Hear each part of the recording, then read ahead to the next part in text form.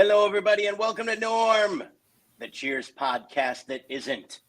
We're all wearing funny hats.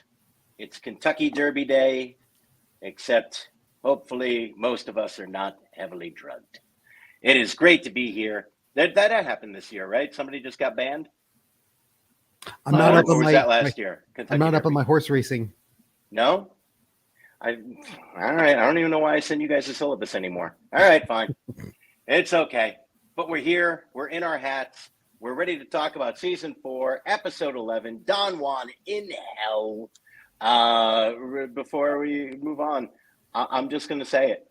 I enjoyed Top Gun Maverick. I just feel like I need to publicly say it. I know it's such a dad statement. I hate the glorification of war and violence.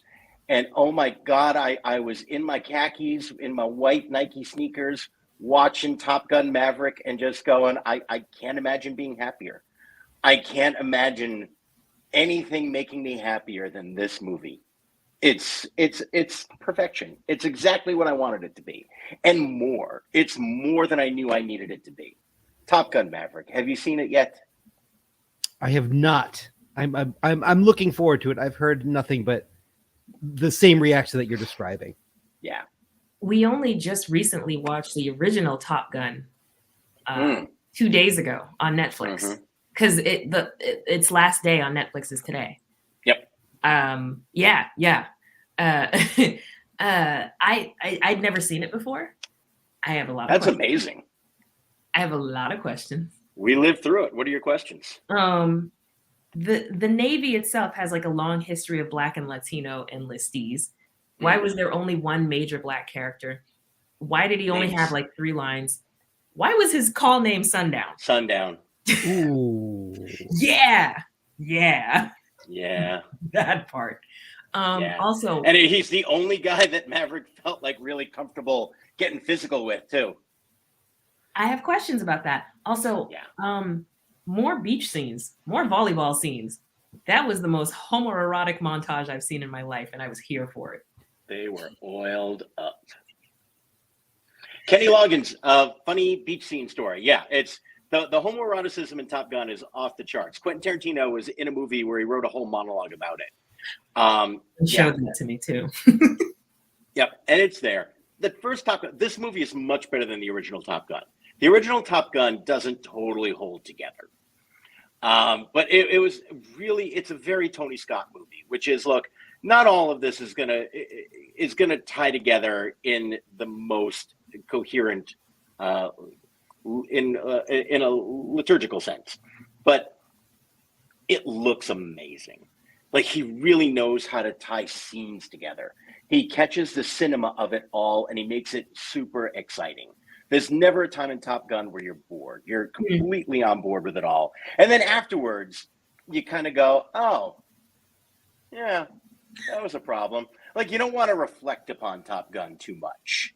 Top Gun is very in the moment. Yeah, Top Gun is popcorn. It's cotton candy. It is to be consumed, and you acknowledge that you consumed it, but the memory of the consumption fades very quickly. Yeah. But you remember that you made you happy. Yeah. And next time you see Top Gun, you want more Top Gun. No one gets cotton candy, and the next time is like, oh, I remember that was not the ideal nutritional experience I expected it to be, so I'm not going to have any more cotton candy. No, you go back, you get cotton candy again. You get it again. And this was, look, I'm not going to say Top Gun was, filet mignon, but I'm not going to say that. It was very fun. It stuck to my ribs. Okay. It's there. I came to Top Gun weird. I don't think I saw Top Gun until after I had started watching ER in the 90s. So I was very pro Anthony Edwards, and it was nice to see a different side of Dr. Green. It was nice to witness that, just to see what else that actor could do, because he was at that point tasked with carrying almost the entirety of ER. I will say, not a lot of nuance in the character's name. So, like, the plucky protagonist is Maverick. His sidekick is Goose. Yeah. The villain is The guy who just makes all of his own decisions. Yeah. It ain't subtle. No. It ain't subtle. The call signs in the new one are fun. Like right down to it's telling too. Right down to like the 4 guys who come in late with the call signs that are super bland. You never hear from again. It's like Phoenix and Fanboy and Coyote, and they're all like Hangman. They're all central characters. And then, oh, look who else is here. Harvard. Uh-oh. Spam risk. Nice. And then, yeah, like Harvard, Yale, Omaha, and Fritz come in. Yeah. And you never hear from them again. Yeah, it's great. It's delightful. And what was also great was season 4 episode. I tried to segue. My heart just wasn't in it. Episode 11, Don Juan in Hell. You ever watch someone pole vault and you realize pretty early on they're not going to clear the bar? We're going up. You know what? I might fall. I'm just going to jump back down. You owned it. Yeah.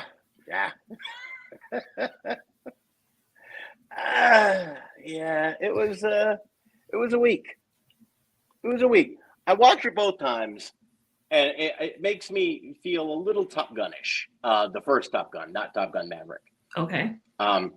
It really did feel like there were moments that I enjoyed. I got it. There was nothing that made me feel bad about it or angry, but I also didn't feel like it was a great episode of Cheers. Mm-mm. Yeah. Just sort of there. All right, we'll delve into it a little bit more. Dave, what was going on when Don Juan went to hell? December 12th, 1985. Sadly, also the date of the death of a kind of I don't want to say of a seminal figure in rock and roll history. Ian Stewart, a founding member of the Rolling Stones, keyboard player. Was a little older than Mick Jagger and Keith Richards at all, and I didn't know that was possible. Yeah, well, when this is like 62, they first performed as the Rolling Stones. He was a keyboard player, a few years older than them, kind of a squat, square-jawed Scotsman.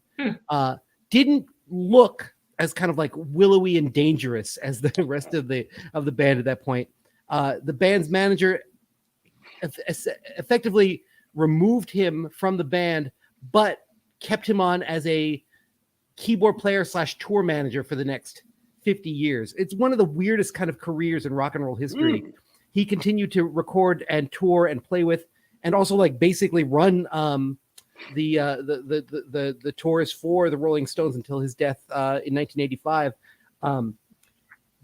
Kind of played on a million things. He's on Honky Tonk Women and other things. One of the best flexes I've ever heard from a musician. Refused to play in minor chords or in minor keys. He said whenever a minor chord chorus comes up, I just put my hands up. I'm like, hey, you know what? It sounds like you took lemons and made lemonade for the rest of your sadly short life. Ian Stewart, dead at 47 on the day this premiered. It's nice to know that someone in the Rolling Stones avoided minors. Ooh, ouch. I'm sorry. Zero sympathy. Avoided what now? Oh, we'll talk about it afterwards. Yeah, very creepy legacy of a particular Rolling Stone. Yeah. Yep, no doubt. Mm-hmm.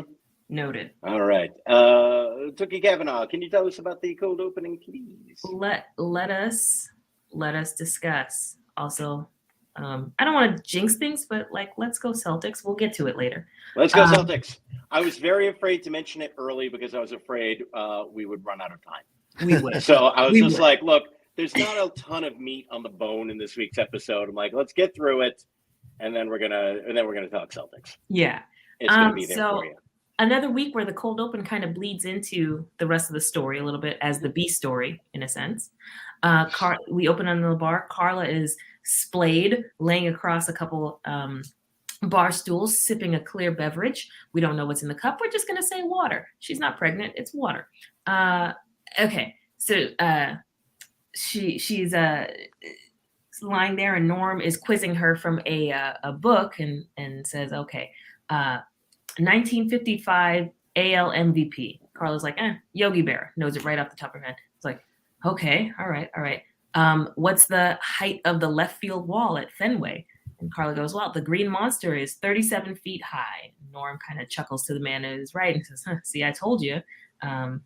Okay. Ike Daylock's lifetime ERA. Carla immediately retorts 4.03. Had enough? And the guy to Norm's right says, give it up, Norm. The woman's a lean, mean trivia machine. Norm's like, unbelievable. Just gabberflasted. And everybody's just cheering on, like, hey, you're the best. You're the best. She's like, I know. And Woody comes up to their corner of the bar, and he goes, he poses a challenge. He goes, well, ask me something. And Carla says, forget it, Zeke, which, is that a Beverly Hillbillies reference? Nope. Just a nickname. Okay. So she says, forget it, Zeke. There aren't any questions. There aren't any questions about weed in there. And to which Woody says, oh, and I suppose you know everything that's in this book. And Carla says, if it's in there, I know it. So Woody flips through, and he thinks he found something to stump her with. And he goes, what's the Library of Congress card catalog number? And Carla goes, 780-3476. And Woody's like, that's not even close. And so Carla holds up the book and says, oh, what do you mean? Look there, right? And Woody's like, looking. And then Carla closes the book on his head, and Woody says, oh, yep, that's it exactly. Roll credits. And that does feed into our B story this week. We have an A story, a B story, and a C-ish story, more of an E story. So the B story is Carla and Woody and the trivia competition. After that opening scene, Woody takes it as a challenge to start learning trivia. There are two more scenes that deal with it. Woody is saying, okay, I read it, test me on it. And it's basically just an excuse to say that a week has passed from the scene before to this scene now. Woody's, says, okay, test me on it.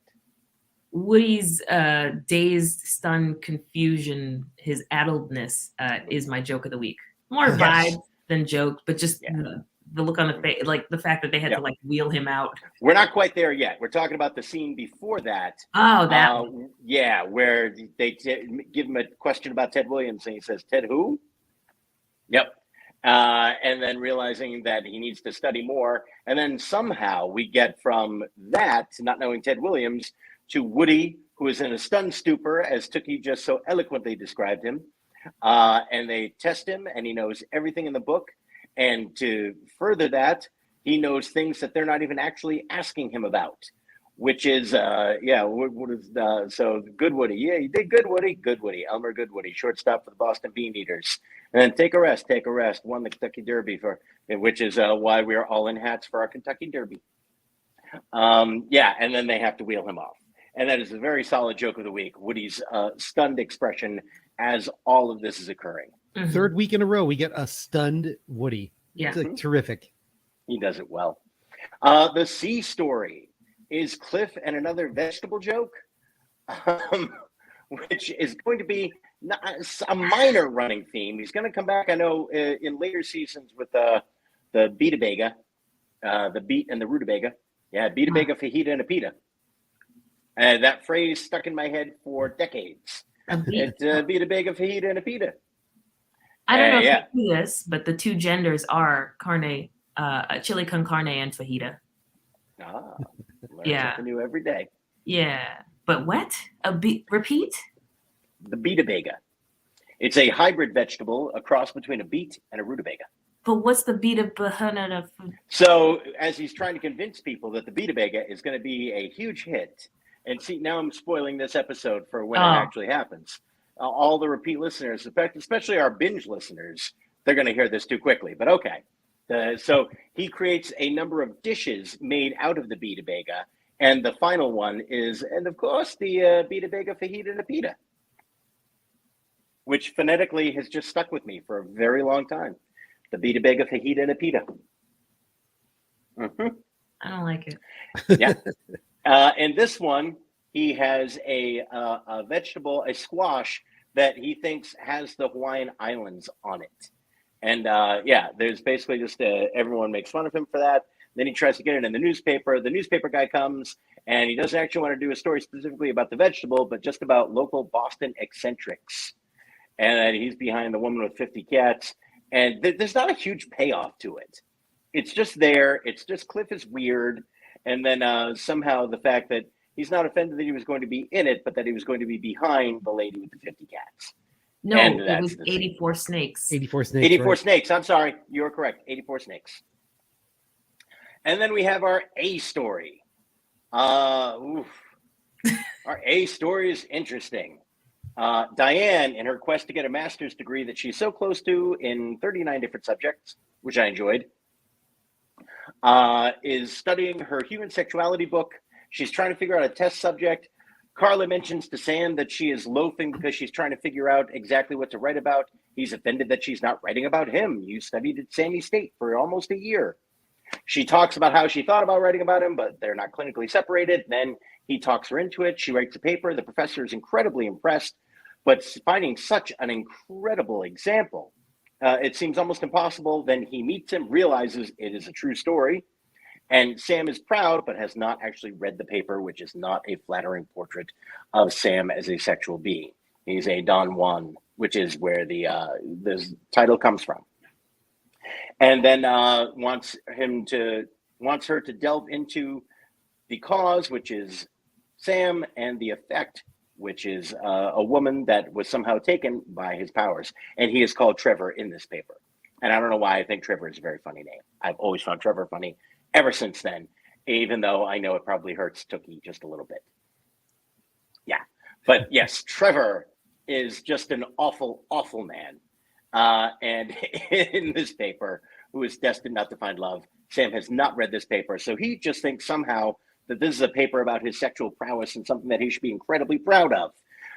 She rewrites the paper again, dealing with, and I don't even remember the name that she came up with for herself, but is incredibly flattering towards herself. Talks about how this clearly is going to get published, which is very impressive. Sam wants to go to the class where she's going to present it. He can't. He's covering for Woody. I don't know what Woody's doing in his life. I have a lot of questions about the business of Cheers. I want to get to that in a little bit. Anyway, says, all right, you know what? Why don't you come on here? We'll do a little field trip. So some of the students do come back. Diane begs him to read the paper. He, of course, does not. He's doing a little Q&A that I found very funny. Then finally goes into the office. She actually reads him the tragic things she writes about him, how he's going to die alone, how he is incapable of giving or receiving love. It's all awful. She's saying, but this is just what I said, what I thought the professor wanted me to hear. It's not what I really feel. He's saying, well, isn't it? I can't relate to a woman who in a non-sexual way, which is somehow also ignoring the fact that he and Carla are like best friends and there's no sexual relationship in there. And they never point that out. They have that one kiss in that one scene. But my point is, if you're just looking to prove that you can be around a woman in a non-sexual way, he's almost completely always around Carla. But they use this as a moment to say, all right, well, sit in my lap. I want to be able to have a conversation with you in a non-sexual way, which is, of course, how men and women often converse when they are not romantic partners. That is just a comfortable space that somehow saves on seating.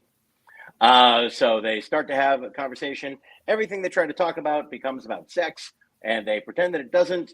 And then they say, all right, I'm going to go out there and withdraw my paper. Okay, that's fine. They are completely steamed up. She goes to leave. She's so excited. She actually rips the doorknob off the door, hands it to Sam, and says, your doorknob. Yes, I believe it is. Thank you very much, which is my joke of the week. Your doorknob, thank you very much. Cracked me up. I thought it was delivered beautifully. Yep. End of Cheers. This week, a very weird feeling. I thought there were good jokes written in here. I thought it was well performed. I had multiple candidates for my joke of the week. So I feel bad that I don't feel better about this episode. Because there's good stuff in there, and yet it might just be one of those that is aged too poorly, and there are just enough things in here that stick in my craw.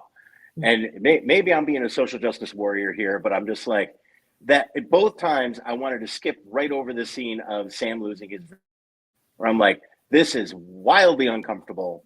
It actually brings Sam's creepy quotient back down because I feel so bad for Sam, where it's like, oh yeah, I know I had to wait for the crossing guard to get to her house, and then his second was the crossing guard, who's presumably an adult, and I mean, he's got to be incredibly young in this story, and it gets a big laugh, and both times I'm like, ew, this doesn't feel okay. Ew, Thief Sutton, rewrite that joke. Yeah, I feel like this episode, to the point that we don't need to deal with the virginity aspect of it. We get that there's going to be something creepy there, so just don't write about that. Yeah. I'm sorry, Dave. Yes. No, I feel like this episode was useful in a lot of ways in kind of unearthing a lot of stuff that I think actually is consistently kind of portrayed about Sam. But it's not necessarily a fun journey. But I guess it shouldn't be, because he is in a sense like informed by some level of trauma. Like you get this picture of this guy who's like clearly like an early developing physically person, somebody clearly gifted in athletics, so probably like very sort of like physically advanced in a lot of ways, and he's paid a price for that. I think one of the really fascinating parts of the episode for me was how absolutely on the nose Diane's analysis of him is. Yeah. And to the point where it's like when she's saying, this is me trying to fit a thesis, I don't believe her. No, of course not. She crushes it. She knows. Yeah, she knows that's true. And she's like going to sacrifice her academic advancement in the name of her friendship. I was like, oh, this is in some ways like very like touching, but also like it really is like a sad and accurate portrayal of this guy who is going to lack meaningful emotional connection. I'm not up on my Greek and psychology. Is this pathos? Oh, I don't know. I think that would qualify as pathos. Okay. I believe. Okay. Yeah. And it's also, I mean, it's sad because I think part of the reason that she wants to fight it is because she's still in love with Sam. And she doesn't want to believe what's in that paper. She wants to believe there's a future there, which is why she keeps coming back to Cheers. It's all very, very sad. And I'm trying not to, and part of it is it was probably easier to enjoy in the moment when you didn't know how everything ended up, which is that these two realize they can never be together. And then later on through Frasier, we realize that Sam is not with anybody, even though he wanted to have kids and he wanted to have this life and he wanted to have a house and he wanted to have the wood shop in the back, and never gets any of those things because he never deals with what's in here. And also that we know later on in the end of Cheers, he acknowledges he is a sex addict. So we know all of this is coming up. So watching this in the past is probably rougher than it was watching it in the moment. Also spoiler city, but yes. We have discussed this. There are no spoiler alerts for a show that wrapped in 93. We're doing a retrospective of this. I refuse. If you know what, dig up your favorite Star Wars podcast and find out how many of them are going, now Darth Vader, whoever that may actually be, they are fully acknowledging that Anakin is Darth Vader. Okay? I'm sorry. Fine. I respect you so much. This is a hill I will die on, by God. We are not doing any spoiler crap here. And this is what people don't know is that this is born a little bit of Tookie talking about Star Wars The Next Generation in our pre-show prep time. And me she's talking about the episode where Worf goes on trial for the honor of his family. She's like, oh yeah, I've never seen this before. Well, we got to give context for why I was watching in the first place, because I'd never seen a full episode of TNG in my life before, and I still haven't at this very moment of recording. Which is absurd. Which is absurd. What is this where we're at now? We're watching 45-minute episodes of television in bite-sized morsels? Yes. There's a reason Quibi failed. We're not meant to view it this way. 45 minutes is not an extraordinary amount of time. Get to the end of the episode. All right, hear me out. 5-minute episodes of Star Trek, and we call them tribbies. Yes. No. I'm here for it. No. By the way, tribbies, as soon as you throw that out there, it makes everyone think of tribbles and is going to turn off the Star Wars community completely. Star Trek community. Sorry. Oh, fuck. Now I just made a Trekkie mad. Okay, whatever. We're going to get through it. But yeah, Tookie had never seen Star Wars The Next Generation, a full episode. I talked about that episode that she referenced, and she got mad at me for talking about how the episode ends. Okay, An episode she was supposed to have watched. Okay. If Wait a minute. If you're talking about an episode of television, an episode that you watched, I am allowed to talk about what happened in that episode of television. I get a pass. I get no passes. I get a pass because Thank you, Dewey. Thank you, Dewey. No, Dewey's on my side. I get a pass. That didn't sound like Dewey on your side. because okay, I have yet to see a full episode. Listen to you stalling, figuring out your pass. Listen to the stall. No, but as you try to figure out a reason for this. No, because my Trevor happened to pull up just a random, just any episode at random, and it happened to be the one where Worf goes on trial with the rest of the Klingons, which are the Klingons all dudes, and his brother is played by Tony Todd, aka Candyman, that I knew, and he did not. He had never seen Candyman, so I get a pass. Okay, it's how does that get you a pass for not getting to the end of the episode? Finding a beloved actor that you enjoy is also in this episode is your pass for not getting to the end? Yeah, because I'd seen Candyman. The meal was so good I couldn't finish it. Bees. It was too delicious and I was too hungry. The bees, Mike. I get a pass for the bees. Nothing. No. And even to the point where it's because you tried to make me feel bad about it. That's why there's no pass. That's why there's no pass. You could have just referenced the fact that you didn't get to the end. It's the idea that then you were shocked and chagrined. And you do the Tookie shouting spoiler alert. Yeah. No. Oh. None of it.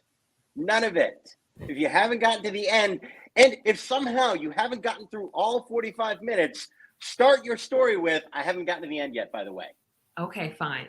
Thank you. We're going to poll our viewers, obviously, to see if I get a pass in this regard. Both of them will agree with me. I'm clearly sweeping that vote. We have spoiler alert for a 45-minute episode she was watching and talking about. We had to pause. Very pro Tookie community.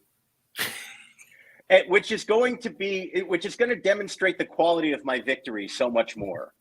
That such a pro Tookie community will not be able to help but agree with the fact that you don't get to say spoiler alert about an episode of television that is 45 minutes long that you introduced into the conversation. Thank you. All right. Shall we get to some categories, people? Whatever makes you feel better. All right, Tookie and I have already covered our jokes of the week. Dave, what's your joke of the week? Oh man, I found this episode to be actually very joke short. Like I didn't mind it. There was stuff I really liked about it. I want to talk about Ken Tiger as Diane's professor because I've worked not with him but alongside him very briefly, and he's awesome. Nice.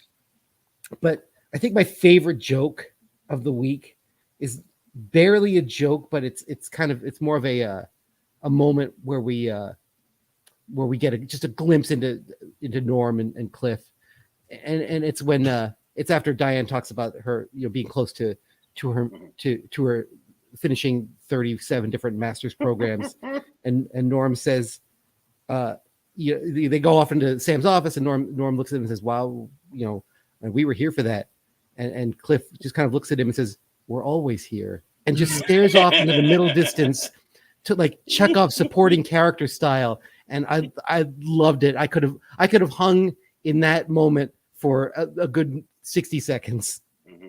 It was great.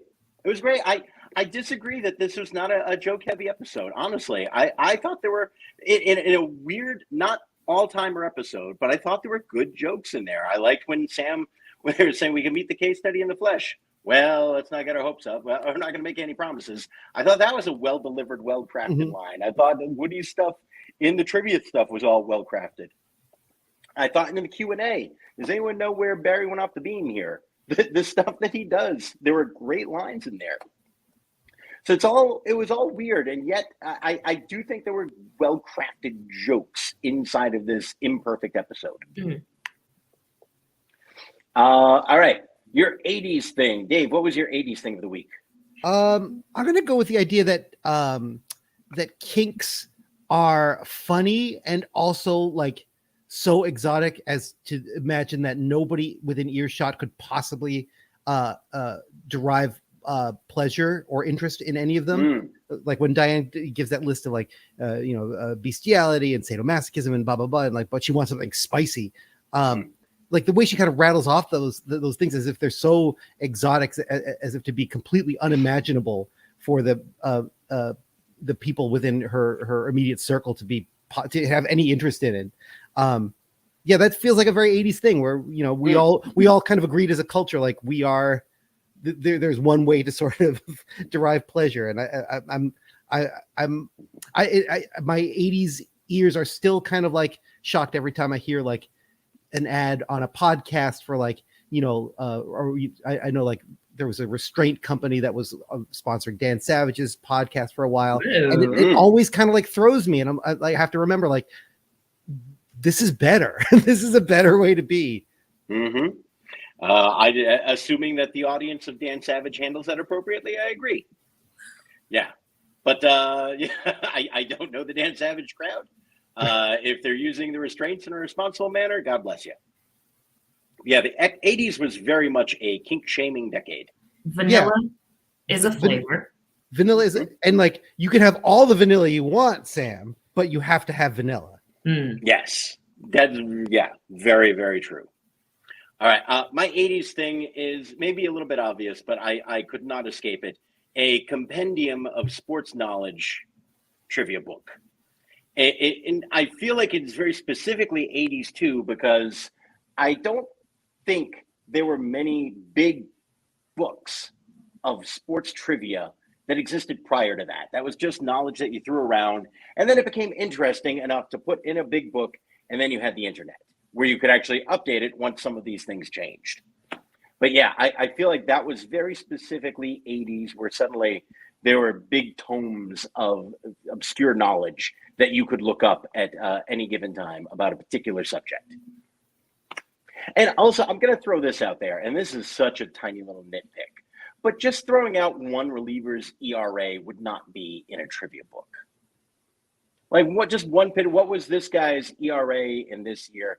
A guy who happened to have an ERA of 4.06 at some point, why is that in trivia? That's not trivia, and she wouldn't know that.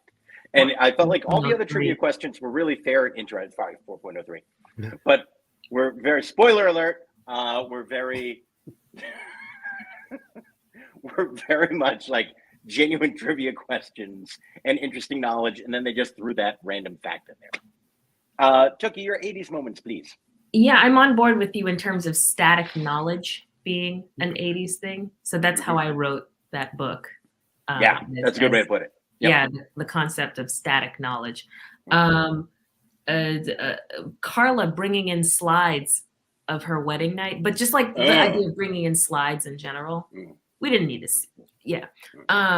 So having a rigid academic demeanor feels like a very culturally 80s thing, or like culturally pre-new millennium kind of thing, where academic meant a certain kind of rigid manner. And when Diane is talking to the professor, like, pardon my lack of, academic demeanor for a moment, but yippee, right? So static behavior, in a sense, alongside static knowledge, very much an 80s concept. The one of Diane's classmates, Barry, I think the student's name was, he looks like one of the guys from that music video where they sing "She Blinded Me with Science." Oh, yeah. Thomas Dolby, sure. Yeah, he looks like Thomas Dolby. So very that Dolby leapt out at me as just like a very, but a small list this week. I've pared it down, but those are the major things that jumped out at me. Nice. I thought Barry kind of was giving me kind of Max Headroom kind of vibes. I was really into his look. Yeah. Nope, that was there. Yeah. That was there. All right. By the way, Ken Tiger, he played a lot of teachers. I remember him from Just One of the Guys. Yep. Get a very teacher vibe. Absolutely. Yeah. Total like teacher shaped dude. Yep. But with a little like, I feel like the teacher's up to something and he's not telling us. I feel like that teacher's got some secrets. Teacher's not vanilla. Yeah. And Ken Tiger, second appearance in Cheers, appeared in season 1, Boys in the Bar. He is one of the who kissed the guy. Yeah. One of the gay gentlemen at the end who kiss Norm on the cheek. Yep. Very true. Does Ken Tiger come back, or is this his last appearance in Cheers? I think this is his final appearance on Cheers. I think this is it. But a pretty, the man has definitely made an impact on the Cheers contribution. All right. Well, Dave looks this up. Tookie, how white was this week's episode? We're back to middle numbers. We're in the teens again. We saw some folks, but not a lot of folks. A couple folks peppered in. I think the past couple of weeks they really packed the bar. But this week, in the cold open, there was a black man at the back wall, a black woman. She was probably maybe mixed race, standing next to him. A Latino man on the phone. A black woman who passed behind Norm to the pool room. And the first scene, which the scenes were weirdly divided again. This episode, where I think the last episode we only had like 2 big major chunk scenes and the cold open. And this episode, I counted 4 scenes. So scene 1, a black woman sitting near the table, at the table near the front. In scene 2, a Latino man, again, I think the same extra being reused, who was at the bar, a black woman with really cute blue boots, like cowgirl boot looking things, sitting under the stairs to Melville's, another Latino man, a black man who entered the bar. Scene 3, someone who I perceive to be Latino, possibly, is what I mean there. Scene 3, a black man behind Woody with really cool, like badass leather driving gloves. A black man in the hall by the phones, another Latino man standing at the bar. I think this is the same extra being reused again, so I'm just going to count him as the same one. A black man by the jukebox, an Asian woman who comes down the stairs from Melville. And then scene 4, so reused, again, that same extra, the Latino man, an Asian woman who was reused again from the previous scene. Now she's sitting at the upper booth near Tecumseh, a black man in a yellow sweater in the upper booth, a black man in gray at the bar, a black woman who is a student wearing green, and then 3 more reused extras from previous scenes who were black. So all in all, 12, 13 if you count. Oh, I'm sorry. Yes, 16 if you count the extras. Who were reused. Right. Yeah, so not bad. But I mean, we've had some numbers before. We were doing numbers before. Yeah, we're going lower. Yeah, we're going lower. I have a question that I want to posit, and we don't need to answer this now. As we approach the Sam Creepy quotient, is there potentially an argument for retiring this category? My thought on it this week was it made me uncomfortable because I was feeling bad for Sam, where I'm like, oh, there's like stuff in his past that's like really creepy and makes me go, oh, and I start thinking about his future, which is going to be quite sad. And as Tookie has eloquently put so many times in the past, there's never a time where Sam ain't going to creep. So if it's just an omnipresent part of the show that we need to accept, is there potentially an argument for just not dwelling on it and saying, this is just a part of the show, the egregious moments we're going to point out, but as a weekly category, is it maybe not adding what we wanted to add? It's an interesting question. I wonder if maybe there's a way to reshape it, you know, acknowledging that Sam is never not going to creep. I wonder if there's a way to broaden it somehow and look at the entire cast week to week and say, did anyone creep harder than Sam this week? Okay. That is potentially, I feel like that's going to be a rare win. And it's something that, but I do like the idea that if that happens, we can point that out as something that comes up. Yeah. So it would not be a weekly category, but in the moments where it does happen, we can mark the moment. Mm-hmm. Because I was going to say, I mean, if we retire the category today, we could go out on top because my score for Sam this week was about 312. Yeah. But that's the thing. You're exactly right. It's extraordinarily high while also reminding you where this comes from, which makes you feel kind of bad about noting it. So it's like it doesn't feel fun. I'm just throwing that out there. It's there, and we live with it as a part of what the show was in its own way. But I don't know that I'm feeling like it's a category I don't look forward to every week. And if it's something I'm not looking forward to, why are we doing it? Mm-hmm. Mm-hmm. Yeah, like in the same way that I feel like I wasn't enjoying the jokes that Sam was delivering because they were informed by his traumatic upbringing and his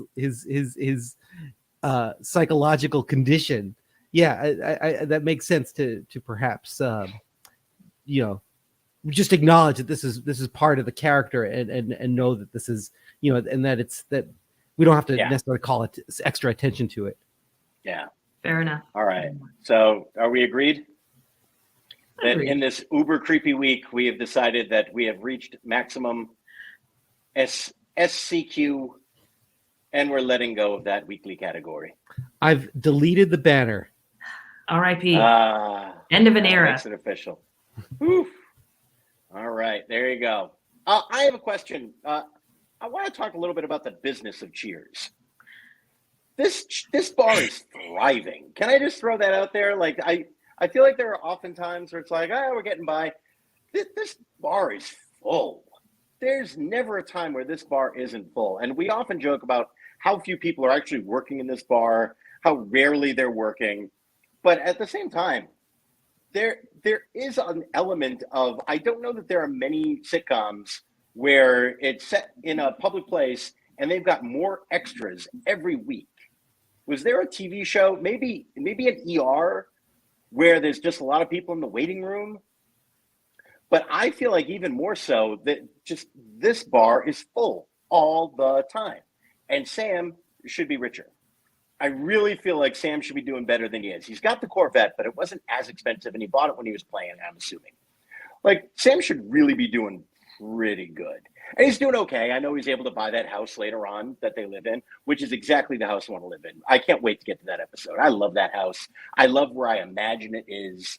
I'm very excited to talk about that episode and what that house would cost now. But yeah, like I just feel like this bar is always full. Yeah.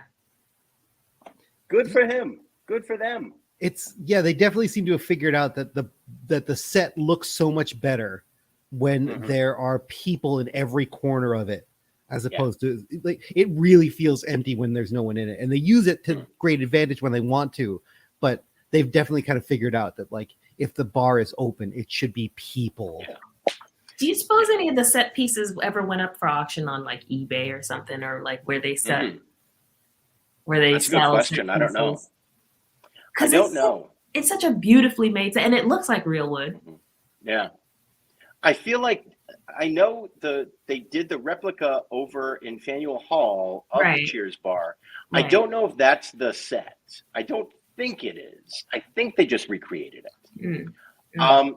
It feels like one of those things where I'm sure many people on the cast and crew were allowed to take things home from it. I don't know if there was ever a public Cheers auction. That is certainly something we can look up. Yeah. What about the Bull and Finch, which is now Cheers? I wonder what that look. I've never actually been in that bar. Neither have I. I've always just walked by it because everyone always references the fact that it looks nothing like Cheers once you go inside. So you're not really experiencing anything. Huh. Yeah, no, the inside of Cheers is like that. That's where it's set. But the inside is a complete different imagination of what a bar there. You got to Google the interior. Yeah, it looks nothing like Cheers. What? Yep. Which is one of the reasons that they did the Faneuil Hall one, so that they could have a place where people could go and it feels like you're going to Cheers. Huh. Gasp. I have a couple of times gone to, I don't know if they've done it recently, but the place above it that is supposedly Melville's, occasionally does fun dinner and a movie nights. And I think they have a in this really cool, like old library kind of room. And it's a really fun, I know I took Jen there one time as a date night. It was really fun. That does sound like fun. Above the Bullet Finch? Yeah. How's the seafood? None. Because it's not a restaurant. I think it's like a private club. Damn. Oh, okay. Yeah. Yeah. Damn. I was really looking forward to a review on the Melvilles. There is no Melvilles. Oh. Nope. I don't know what the formal name is, but I know I've been in there to do the dinner and movie night. Mm-hmm. Yep. I did a few different ones. I don't know if Jen's going to be watching this because she's not the first woman that I took to this. And now I'm starting to panic. Like, I hope Jen and I actually did go to this one. No. That would be bad. We're not Dave, responsible. Can you edit this out? Yeah. No worries. Okay, good.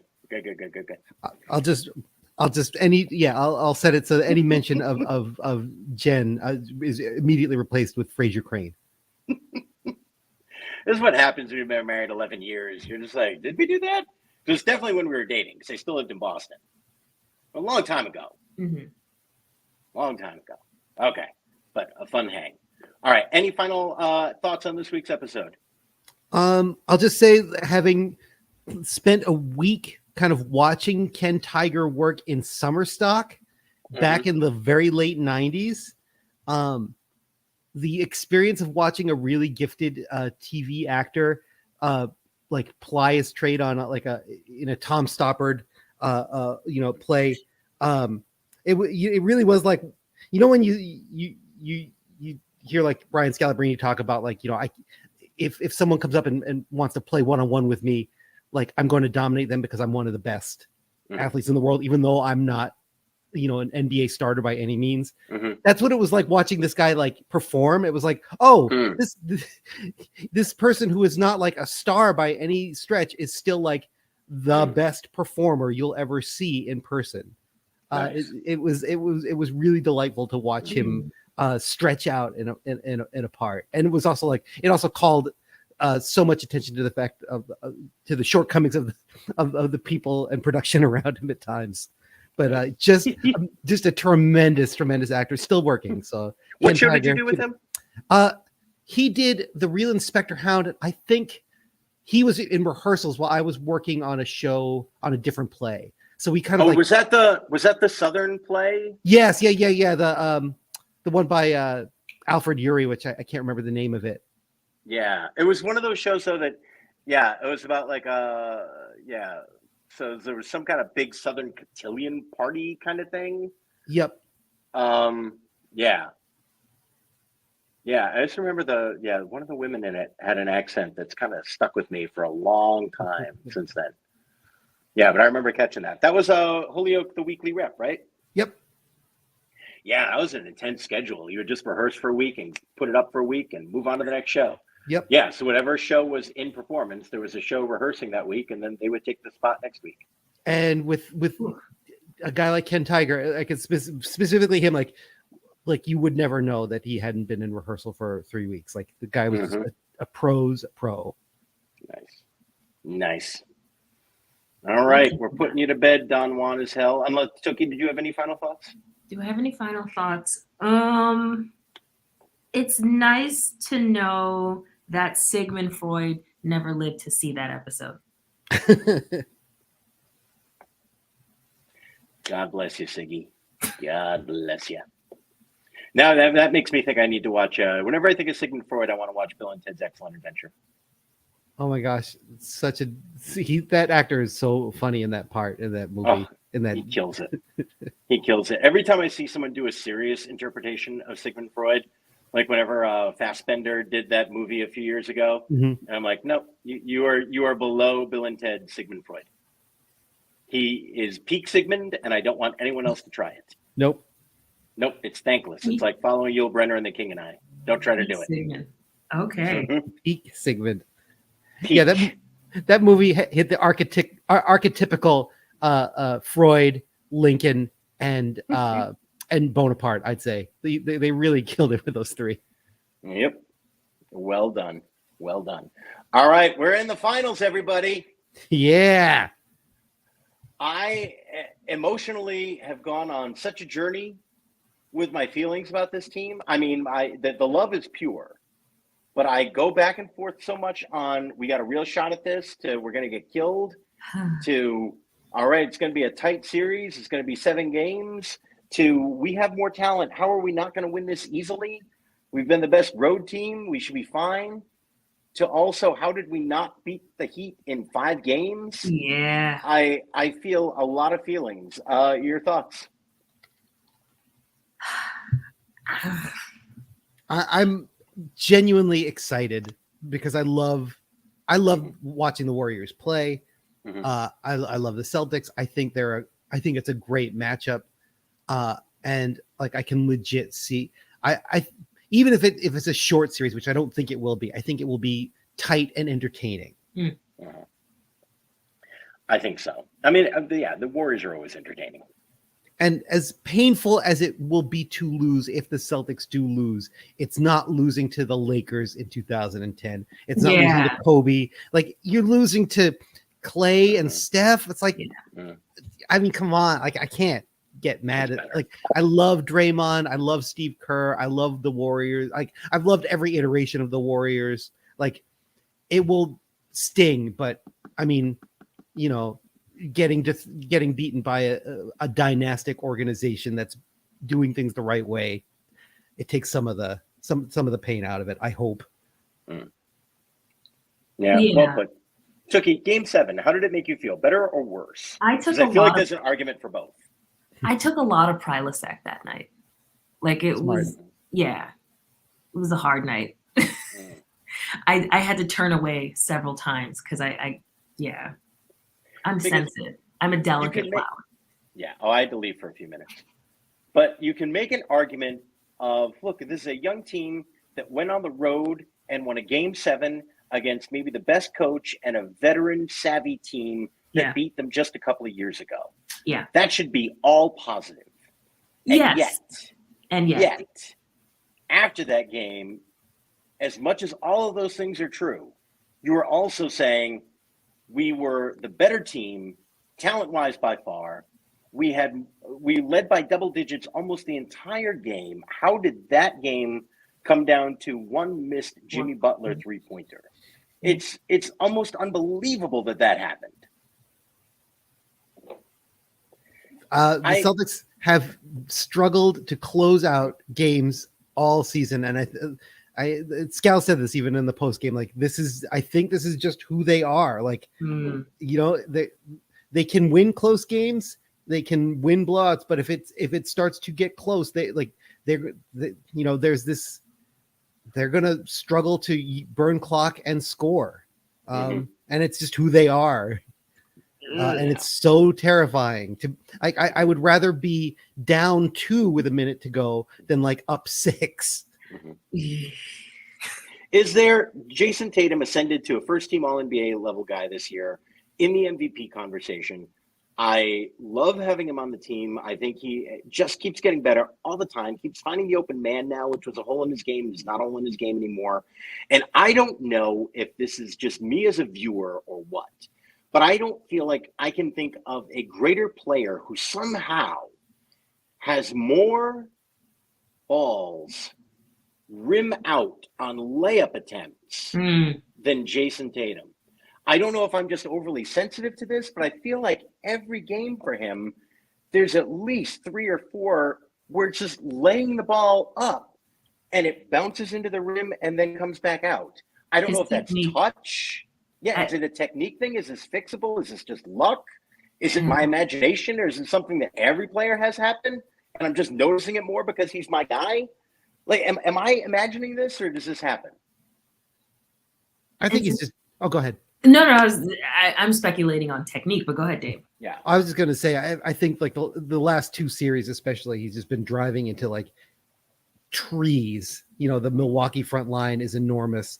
Miami's, you know, with Bam and Tucker's, there's length and strength there. So I think part of it is just like combating a lot of height, which kind of makes me excited about the Warriors because as great as the Warriors are, and they don't have that like shot blocking kind of height presence that the last two teams have had. So I'm hopeful that will, be ameliorated a little bit in the upcoming series.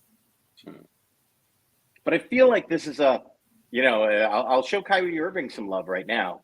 Whenever he drives, his finishing, I feel like it always goes in. I don't know if it's just this little spin he puts on the ball at the end, but I feel like in the years, even as frustrated as I got with Kyrie Irving, when he went to the hoop and he laid it in, it went in every single time. His finish was flawless, which it makes me think that maybe it is something that can be worked on.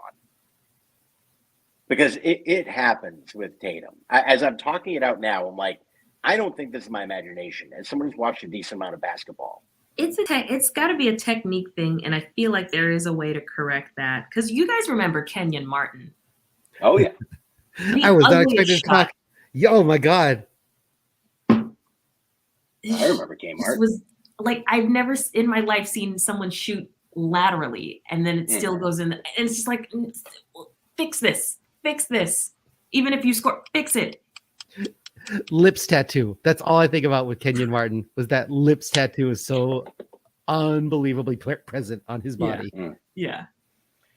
I still wake up at night screaming. It's the silence of the lambs, but the ink of the lips.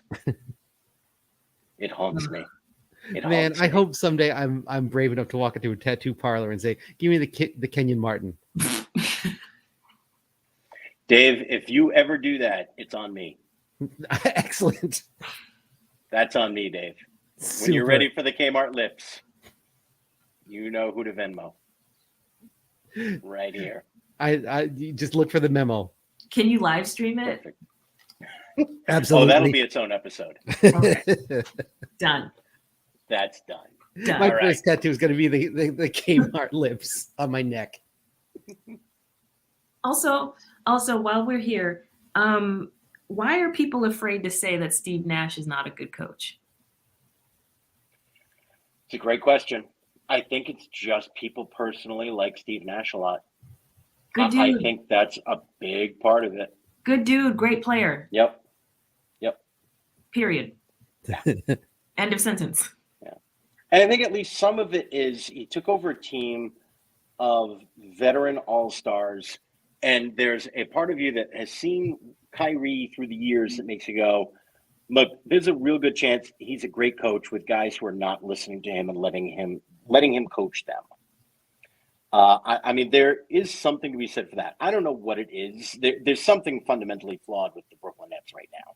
Oh, yeah. But it makes me think about Ime a little bit with these Celtics, where he talked vividly about the fact that these guys told him, coach us hard. We want to be coached hard. That's what we need. Don't let up on us. In a way that Brad Stevens was not capable of doing, and Ime knew he needed to do. And you need stars who want to be coached. And these Celtics did, and I'm not positive if the Nets did. I mean, Kyrie just referencing the fact that they didn't really have a head coach, that it's a collaborative effort.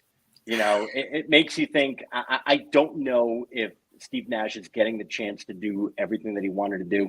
And it's hard when that's your first job. It's a lot of what happened to Kidd when he took over the Nets without any prior coaching experience.